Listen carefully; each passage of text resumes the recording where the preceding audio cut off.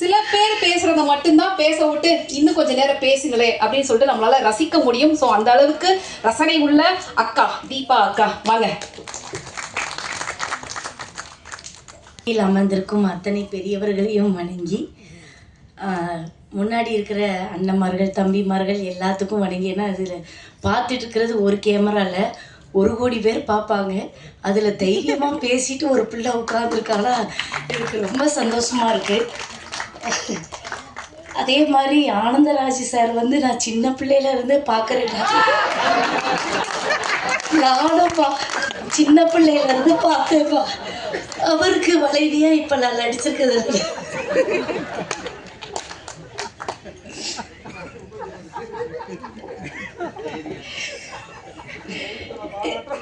நிஜமானவே நானும் சின்ன பிள்ளையில இருந்து அவரை பார்த்துட்டு வரேன்.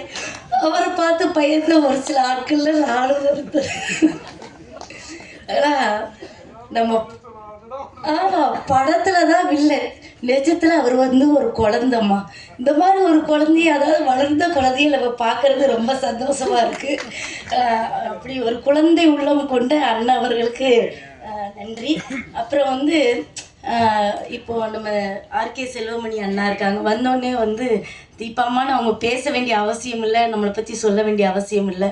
அந்த பெருந்தன்மை இருக்குல்ல, உண்மையில அந்த காலத்தில் இருக்கிற அத்துணை ஆர்டிஸ்ட்டுகளுக்கும் அந்த ஒரு இது ஒன்று. அவங்ககிட்ட இருந்து தான் அந்த பணிவெல்லாம் நம்ம கற்றுக்கணும். அம்மாவாக இருக்கட்டும், அம்மாலாம் வந்து அக்கா அம்மாலாம் அடி பண்ணுவாங்க. சின்ன பிள்ளைகளுக்கு தான் அம்மா, கரெக்டு தாங்க. அதனால் அக்காவுக்கு உண்மையில சொல்கிறேன், அவங்க வந்து ஒருத்தங்களை என்கரேஜ் பண்ணுறதுலையே இருக்கட்டும். இன்றைக்கி வந்து ட்ரெண்டிங் யாருன்னா அக்கா தான். ஏன்னா வந்து அவங்கள நம்ம ஒரு மாறுபட்ட கோணத்தில் இன்றைக்கி நம்ம பார்க்குறோம். நிறைய பேருக்கு நிறைய விஷயங்களை சொல்லி கொடுக்குறதுல அவங்கள அடிச்சுக்க ஆளவே கிடையாது. இப்போது இந்த படத்தில் எனக்கு வாய்ப்பு கொடுத்தவரை பற்றி முக்கியமாக சொல்லணும். ஏன்னா இத்தனை பேரை பற்றி நான் இன்றைக்கி பேசுகிறேன்னா அதுக்கு காரணம் வந்து இயக்குனர் தான். அவர் தான் இந்த படத்தில் நான் நடிக்கிறதுக்கு முதற் காரணம். அவருக்கும் தயாரிப்பாளர் அவர்களுக்கும் என்னோட நன்றி. என்ன அப்படின்னா, மண்ணு, பெண்ணு, பொண்ணு, இந்த 3 விஷயத்தையே தான் தேடி மனிதன் அலைந்து கொண்டு இருக்கிறான். இந்த மண்ணை அடையும் பொழுது பெருமை அடைகிறான், பொண்ணு அடையணும்னு பேராசைப்படுறான்.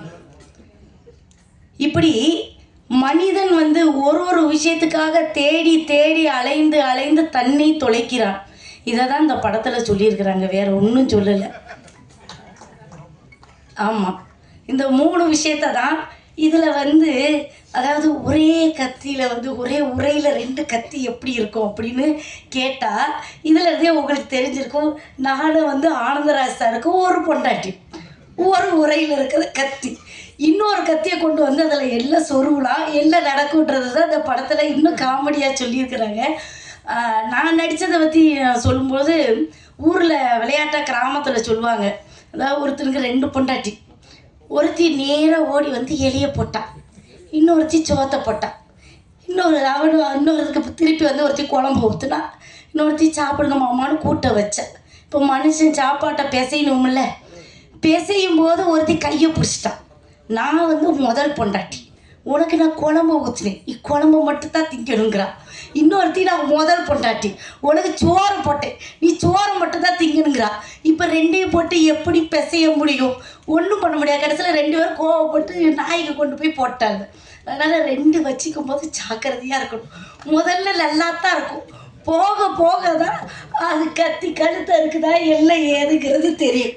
அதே மாதிரி கருத்துக்கள் நம்ம நிறைய சொல்லுவோம். நான் அன்றைக்கி போன தடவை பாட்டு படிக்கும்போது மறந்துச்சு, அது ஒப்பிச்சுட்டு தான் நான் உட்காருவேன். எல்லாம் வந்து நான் வந்து ஒரு ஸ்டூடெண்ட்டு, அதனால் நீங்கள் எல்லோரும் தவறாக எடுத்துக்கிடாமல் அந்த பாட்டை இன்னொரு முறை தெளிவாக பாடிட்டு மனசார உட்காந்துக்கிறேன்.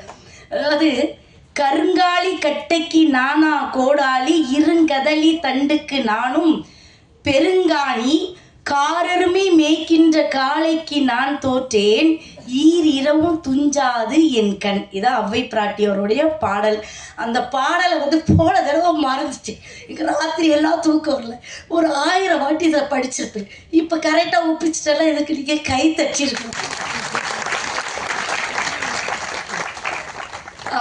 அது ரொம்ப சந்தோஷமாக இருக்குது. அந்த பாட்டை நான் மறந்துட்டேன், அதனால் இந்த தடவை சொன்னேன். உண்மையிலே நான் வந்து ரொம்ப பெருமைப்படுறேன். ஏன்னா இங்கே இருக்கிற எல்லாருமே என்னை பற்றி நிறைய எழுதுறதுனால தான் எனக்கு நிறைய படங்கள் வருது. அதுக்கு வந்து முதல்ல இங்கே முன்னாடி இருக்கிற என்னோட சகோதர சகோதரிகளுக்கு வந்து ரொம்ப நன்றி. இந்த படத்தில் எனக்கு வாய்ப்பு கொடுத்த எல்லாருக்குமே ரொம்ப நன்றி.